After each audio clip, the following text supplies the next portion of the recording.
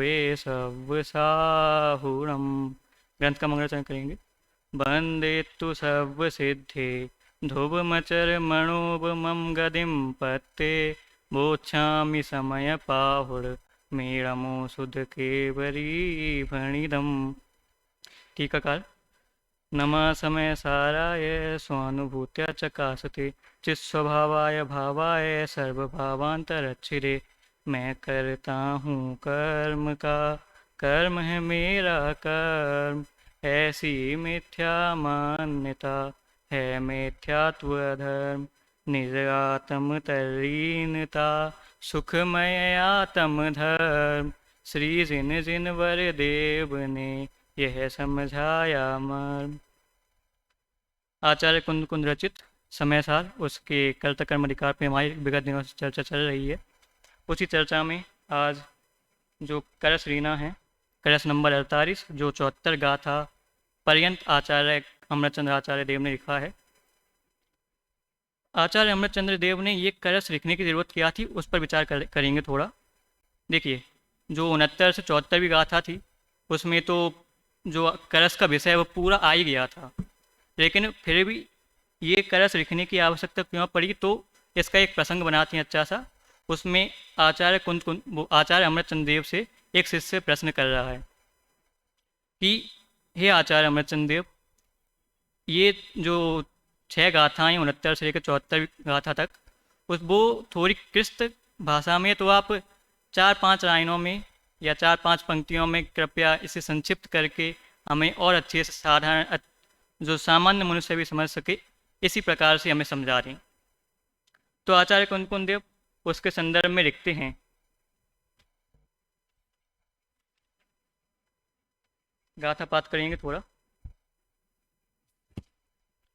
इत्येवं विरचय सम्प्रति पर द्रव्यान् निवृत्तिं परां स्वं विज्ञान घन स्वभावमभयात् दास्तेग्नुवान परम अज्ञानोथित कर्तृकर्म करनात् क्लेशान् निवृत्तः स्वयं ज्ञानी भूत इतश्चकास्ति जगत साक्षी पुराण पुमान, साक्षी पुराण पुमान। देखिए, ये जो करस लिखा है आचार्य अमृतचंद्र शार्दूल विकृत छंद में, 4 पंक्तियों में उन्होंने 69 से लेकर 74वीं गाथा तक पूरा विषय ले लिया है। जितना आचार्य कुंद कुंद देव ने 6 गाथाओं में लिया है, वो उतना पूरा विषय संक्षिप्त रूप से उन्होंने इसमें ले लिया है। इसका सामान्य अर्थ करते हुए आगे चलेंगे।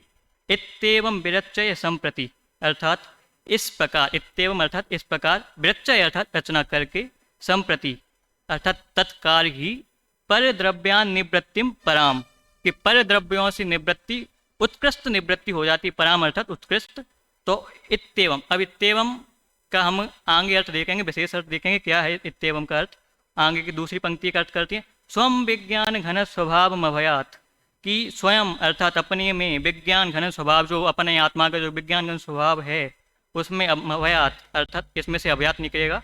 तो अभयात मतलब कि निर्भय होकर आस्तिग्नुवान परम, अर्थात आरूढ़ होता हुआ, परम अर्थात जो परम परमात्मा अपनी आत्मा है उसमें, आस्तिग्नुवान परम जो विज्ञान, अब निर्भयता से विज्ञान घन स्वभाव में आरूढ़ होता हुआ है जीव।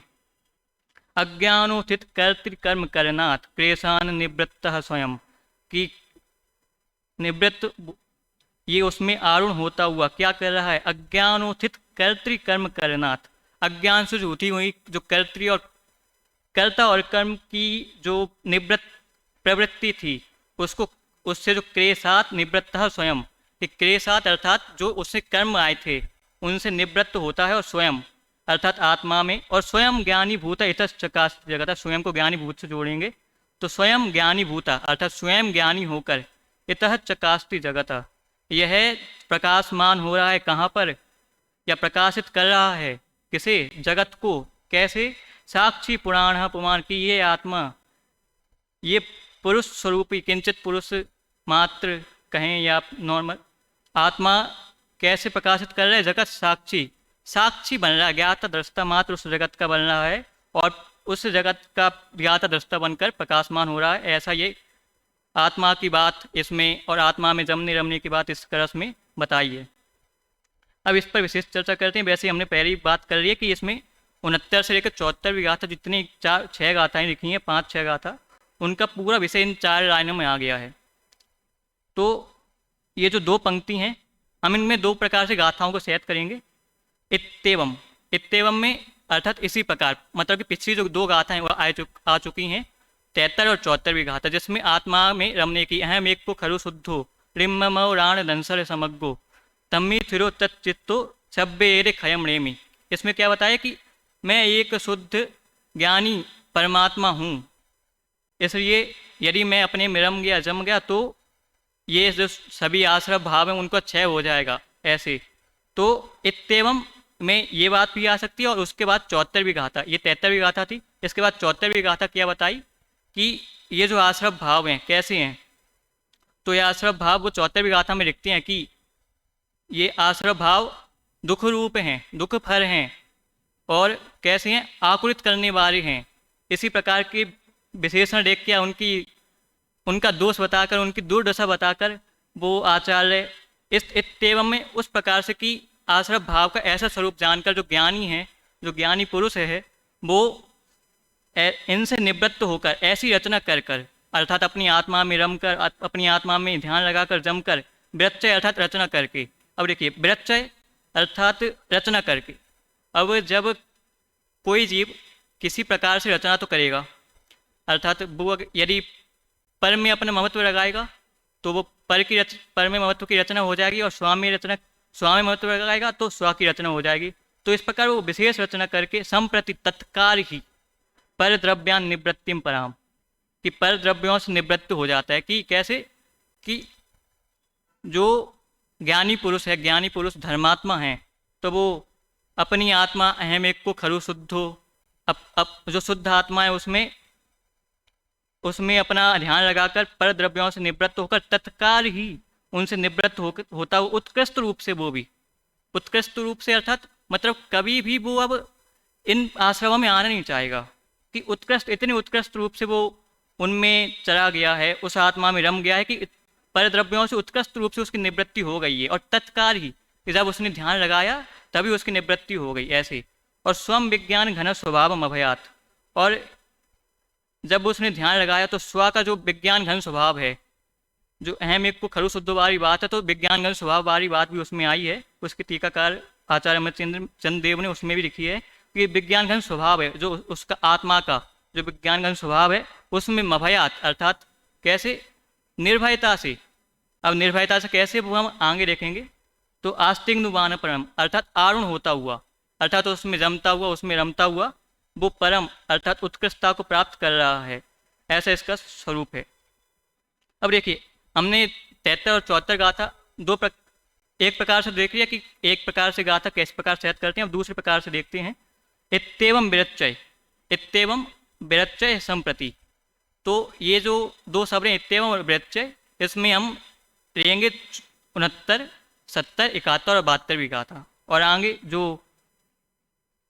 पर द्रव्य निवृत्ति परम, इसमें लेंगे 72वीं गाथा। मतलब पहली लाइन में 69, 70, 71 और 72वीं गाथा को जोड़ेंगे। और स्वम विज्ञान घन स्वभाव, इसमें लेंगे 73वीं गाथा। और अभयात आस्तिग्नुवान परम, इसमें 74वीं गाथा लेंगे। अब इनको लेने का कारण क्या था, इसको देखते हैं। तो देखिए, इत्येवम विरच्चय संप्रति, 69 पहले जितनी गाथाएं हम ले रहे हैं उनका एक बार पद्यानुवाद से पाठ करेंगे, क्योंकि मूल गाथाओं का स्वरूप तो हमने पिछले व्याख्यान में समझ ही लिया है। तो उनका पद्यानुवाद का पाठ करते हुए आगे बढ़ेंगे। 69वीं गाथा इत्येवम विरच्चय का हम अभी अर्थ कर रहे हैं। तो 69वीं गाथा और 70 और 72वीं गाथा का हम पाठ करेंगे। आत्मा अर आश्रवों में भेद जब जाने नहीं है अज्ञ, तब तक जीव सब क्रोधादि में बर्तन करे। देखिए, अब ये जो 69वीं गाथा है, इसमें जीव का अज्ञान स्वभाव बताया गया। आप देखेंगे, आप एक चीज़ नोटिस करेंगे कि ये जो 69, 70, 71 और 72, ये सभी गाथाएं क्रम से आई हैं। कि इसमें पहले जीव आश्रवों में क्यों रम रहा है, इसका कारण बताया है। तो उसमें वो दुख का कारण बताया कि दुख की पहले इसमें जो 69 विघात है इसमें जीव की गलती बताई है कि जीव की गलती क्या है। वो अज्ञान भाव करके वो आश्रवों में रम रहा है कि आश्रवों में वो सुख बुद्धि मान रहा है, इसलिए तो लिखा आत्मा आश्रवों में भेद जब जाने नहीं है अज्ञ तब तक। क्या लिखा? अज्ञ तब तक, अर्थात अज्ञानी तब तक है जब तक वह क्रोधादि में बर्तन करे। अब अज्ञानी वो पहले से तो होगा, जब वह बर्तन करेगा तो उसके पहले तो अज्ञानी होगा। जब यदि पहले से ज्ञानी हो तो बर्तन क्यों करे? सही बात है। तो अज्ञानी वो पहले से ही होगा, मतलब इसमें जीव की क्या गलती है, जीव की क्या भूल है कि वो उस आश्रम में रम रहा है, उसमें सुख बुद्धि मान रहा है इस प्रकार। और जो 70वीं गाथा, क्रोध आदि में बर्तन करे तब कर्म का संचय करे। अब इसमें क्या बता रहे कि ये जो जीव है वो जब क्रोध आदि में बर्तन करता है कि क्रोध आदि को अपना मानता है, उसमें सुख बुद्धि करता है कि मैं क्रोध कर रहा हूँ तो मैं सुख हूँ, मैं उसका घातक कर रहा हूँ तो मुझे सुख हो रहा है, मैं पर द्रव्य में रम रहा हूँ तो मुझे सुख हो रहा है। इस प्रकार वो क्रोध आदि में तो पिछले चर्चा हो गई, क्रोध यानी बहुत सारी चीज़ें आ गई हैं जो पुरकर कर्म है वो इत्यादि सब कुछ क्रोध आदि में आ गया, सुख दुख इत्यादि वो क्रोध आदि में रह सकती हैं। तो क्रोध आदि में बर्तन करे तब कर्म का संचय करे कि क्रोध आदि में बर्तन कब करेगा? जब अज्ञान भाव से वो क्रोध आदि को अपना जानेगा तब वो क्रोध आदि में बर्तन करेगा। और उससे क्या होगा? उसके मोराग द्वेष भाव और पुष्ट होंगे और उसको कर्मों का संचय होगा, जिससे हो कर्म बंधन। इस तरह इस जीव को जिनवर कहें। अब जीव ने अज्ञान भाव किया तो अज्ञान भाव से उसका फल तो मिलना ही है। तो इस गाथा में उसका फल बता रहे कि उसका फल क्या है, कि उसको कर्मों का संचय होगा। इस गाथा में ये बता रहे कि उसको कर्म संचय होगा जिससे वो संसार में भ्रमण करेगा, नित्य इतर निगोद तक जाएगा और अनंत काल तक उसमें दुख भोगेगा। तो इस प्रकार इसमें उसका फल बता रहे हैं कि अज्ञान भाव करने का फल क्या है। अब 72वीं गाथा का पाठ करेंगे पहले। इन आश्रमों की असुचिता विपरीतता को जानकर आत्म करे उनसे निवर्तन दुख कारण मानकर। अब देखिए, जब वो वैसे क्रम यहाँ पर भंग हुआ है, मेरे द्वारा भंग हुआ है, लेकिन ये जो इत्येवं विरश्चय है इसमें, उसमें ये गाथा बिल्कुल सही बैठती है, क्योंकि जब वो पर द्रव्यों से निवृत्त होगा, उत्कृष्ट रूप से निवृत्त होगा, तो उसमें 71वीं गाथा आएगी। तो उसमें 71वीं गाथा आएगी तो उसको गौण करते हुए अभी अब 72वीं गाथा का अर्थ देखते हैं कि इत्येवं विरश्चय में कैसे लगेगा। इन आश्रमों की असुचिता क्या कह रहे हैं? जब वो जीव आश्रम भाव किए उसने तो उसको दुख हुआ, जब उसने दुख जाना तो उसको क्या हुआ? इन आश्रमों की असुचिता और विपरीतता को जानकर कि वो विपरीत हैं, वो दुख देने वाले हैं, वो सुच नहीं है, वो सुख देने वाले नहीं हैं, वो तो गंदे हैं, बेकार हैं। आत्म करे उनसे निवर्तन दुख कारण मानकर, कि वो आत्म उनसे निवर्तन करता है और दुखों का कारण मानकर कि वो दुख देने वाले हैं तो आत्म उनसे निवर्तन करता है। इस प्रकार इत्येवं विरश्चय, इसमें हम 3 प्रकार से गाथा, 2 प्रकार से गाथा ले सकते हैं। और अब क्या है? संप्रति पर द्रव्या निवृत्तिम पराम, कि इस प्रकार जीव ने तो जान लिया कि इस प्रकार की रचना उसके हृदय में हो गई, उसके मन में हो गई। इस प्रकार की रचना की कैसे? कि वो अज्ञान भाव कर रहा था और उससे कर्मों का संचय हुआ। अब वो कर्मों का संचय से उसने दुख भोगे और दुखों से वो क्या हुआ कि अरे मैं तो दुखी हो रहा हूँ, ये मेरा स्वभाव है ही नहीं। आश्रव तो असुचि हैं, क्रोध आदि भाव तो असुचि हैं, वो विपरीत है मुझसे। तो वो उनसे अब निवर्तन करने के प्रयास कर रहा है, उनसे छूटने का प्रयास कर रहा है। इस प्रकार की बात अभी है। और संप्रति पर द्रव्या निवृत्तिम पराम, और पर द्रव्य में अर्थात क्रोध आदि जो पर द्रव्य भाव हैं उनमें उनसे निवृत्त, उत्कृष्ट रूप से निवृत्त होकर। अब उत्कृष्ट रूप से कैसे? तो 71वीं गाथा में देखिए, आत्मा और आश्रवों में भेद जब जाने जीव, जब क्या लिखा है? आत्मा अब और आश्रवों में जब जीव भेद जान लेगा कि ये जो है, ये जो आश्रव भाव हैं वो दुख रूप हैं, दुख के कारण हैं, और ये इनसे मेरा मात्र एक क्षेत्राव का संबंध है। कौन सा? एक क्षेत्राव का संबंध। अब वो क्या होता है?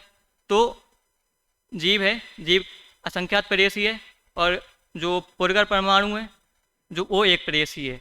तो जब वो उनका और जीव का बंधन होता है, जीव अपने मोराग द्वेष से पुरगर कर्मों का बंधन करता है, तो उससे क्या होता है कि एक क्षेत्राव का रूप में बन जाते हैं, अर्थात इतना उनका क्या कहें वो चिपक जाते हैं बिल्कुल, लेकिन एक दूसरे में समाहित नहीं होते, या एक क्षेत्र में वो रहते हैं ऐसा प्रतीत होता है।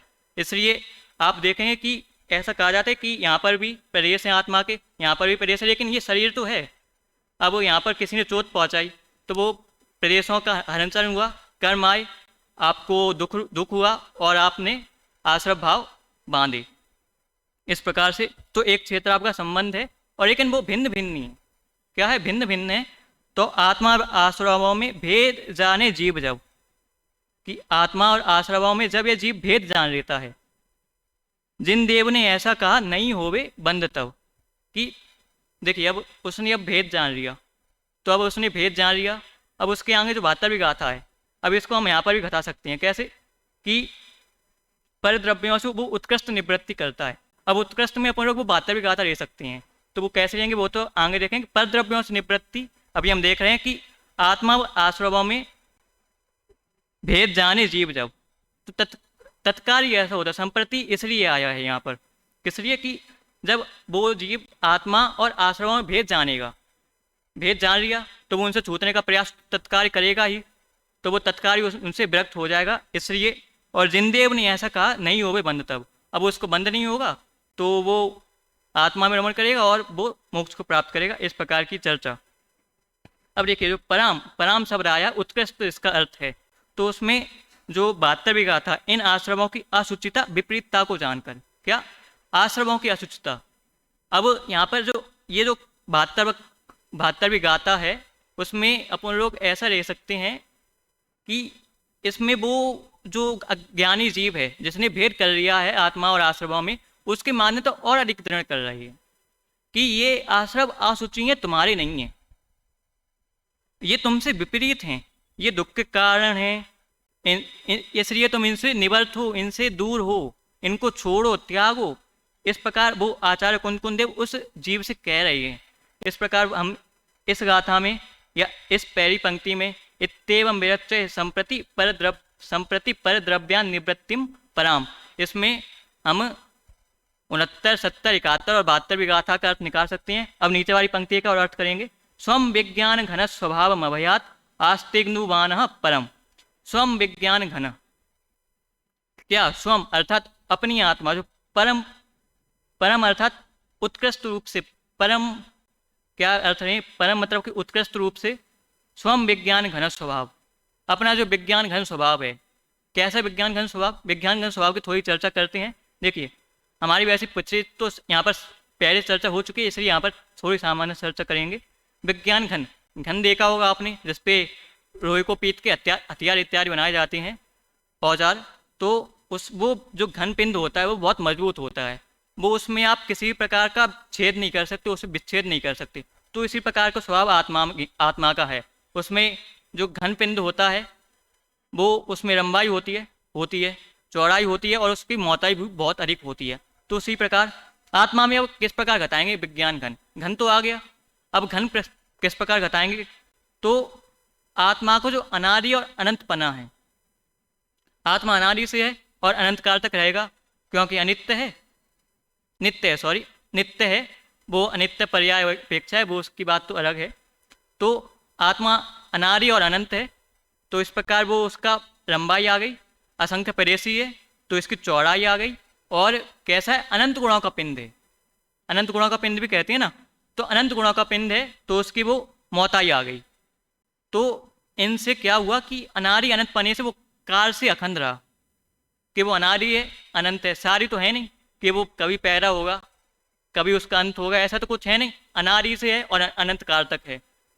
ठीक है, और तो इससे काल से अखंड आ गया कि वो काल से कभी खंडित नहीं होगा। और विज्ञान घन तो, और असंख्य परेशी है, तो क्षेत्र अपेक्षा भी वो कितना अखंड है, क्षेत्र अपेक्षा भी अखंड है वो। जब अब असंख्यात परेशी में जब 14वें गुणस्थान में जब समुद्रघात होता है, केवली समुद्रघात, तो उसमें रोगपूर्ण समुद्रघात होता है, तो वो जो जीव होता है वो पूरे रोग के एक एक प्रदेश पर स्थित हो जाता है, तो इसलिए वो असंख्यात परेशी है। तो असंख्यात परेशी होने से उसके क्षेत्र भी अखंड हो गया, कि उसमें एक प्रदेश भी, जितने प्रदेश है ना एक द्वीप में, उसमें से एक प्रदेश भी कम नहीं हो सकता। असंख्यात प्रेयसी है तो असंख्यात प्रेयसी है, प्रेयसी ही रहेगा। चाहे वह इस शरीर को छोड़कर जाए तो इस शरीर में उसके एक भी प्रेयस नहीं रह रहे, चाहे वो दूसरे शरीर में जाए उसके बीच में कोई भी एक प्रेयस नहीं रह रहा है। उसका दूसरे शरीर में यदि मौता शरीर मिल गया तो उसका कोई प्रेयस बढ़ेगा नहीं, कोई प्रेयस घटेगा नहीं। असंख्यात प्रेयसी है, असंख्यात प्रेयसी ही रहेगा। और अनंत गुणा, तो भाव से अखंडता आ गई कि वो अनंत गुणों का पिंड है। तो इस प्रकार की चर्चा, तो विज्ञान घन स्वभाव की हमने वही सामान्य चर्चा कर रही। तो विज्ञान घन स्वभाव है उसका, उस जीव का स्वभाव है, वो कभी भी वो उस स्वभाव को छोड़ नहीं सकता, वो उसका स्व का भाव है, अपना भाव है। तो इसी प्रकार के स्वम विज्ञान घन स्वभाव अभयात, स्वम विज्ञान घन स्वभाव स्वभावम, इस पंक्ति में हम 73वीं गाथा ले सकते हैं, 73वीं गाथा का अर्थ ले सकते हैं। तो 73वीं गाथा, अहम एक को खरु शुद्ध हो, कि मैं एक हूँ, मैं शुद्ध निर्मम ज्ञान दर्शन पूर्ण हूँ, कि मैं एक हूँ, मैं एक हूँ, मैं हूँ, एक हूँ, शुद्ध हूँ, निर्मम हूँ, ज्ञान दर्शन पूर्ण हूँ, स्थित लीन निज में ही रहूँ, सब आश्रमों का क्षय करूँ। तो क्या स्वयं विज्ञान की ये आत्मा की यहाँ पर अब परम शुद्ध निश्चय है से, तो उसकी व्याख्या तो अलग है। परम शुद्ध निश्चय है कि यहाँ पर तो करने का समय भी नहीं है हमारे पास, तो इस पंक्ति को पूरा करते हैं। तो परम शुद्ध निश्चय से वो ये आत्मा को स्वभाव बताया है कि मैं हूँ, अर्थात उसकी जीव की सत्ता है। तो इससे वो अनादि अनंतपना, अनादि से अनंतपना, तो ये अनादि से अनंतपना, मैं हूँ, अनादि से हूँ, अनंत का अर्थ करूँगा इस प्रकार की बात। एक हूँ, एक हूँ, मैं कभी भी क्षेत्र से खंड खंड नहीं हो सकता, मैं कभी दो नहीं हो सकता हूँ। ये जो आत्मा है वो एक ही है, वो कभी दो नहीं हो सकता, वो कभी तीन नहीं हो सकता क्षेत्र से अखंडता। मैं शुद्ध हूँ, मुझ में कभी विकार नहीं आ सकता। निर्मम हूँ, मैं ममत्व से रहित हूँ, मैं पर का स्वामी नहीं हो सकता, मैं तो अपना ही खुद का स्वामी हूँ। इस प्रकार ज्ञान दर्शन से पूर्ण हूँ। ज्ञान दर्शन में आचार्य अमृतचंद्र ने आगे आगे इस समय सार ग्रंथ की उनकी जो आत्मख्याति टीका है उसमें उन्होंने क्या कि ज्ञान में ही जो सभी आत्मा के गुण हैं उनको समाहित किया है एक कहीं किसी स्थान पर, वो मुझे अभी ख्याल में नहीं है।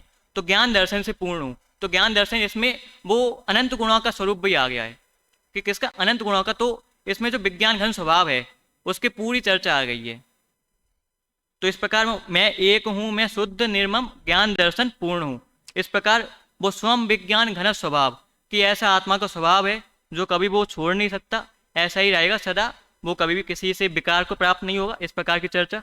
और स्वभाव अभयात आस्तिग्नुबान परम। अब देखिए अभयात आस्तिग्नुबान परम, तो इसके लिए हम 74वीं गाथा पर चलते हैं कि 74वीं गाथा में क्या लिखा है। ये सभी जीव निबद्ध अध्रुव शरणहीन अनित्य हैं, दुख रूप दुख पर जानकर इनसे निवर्तन बुद्ध करे।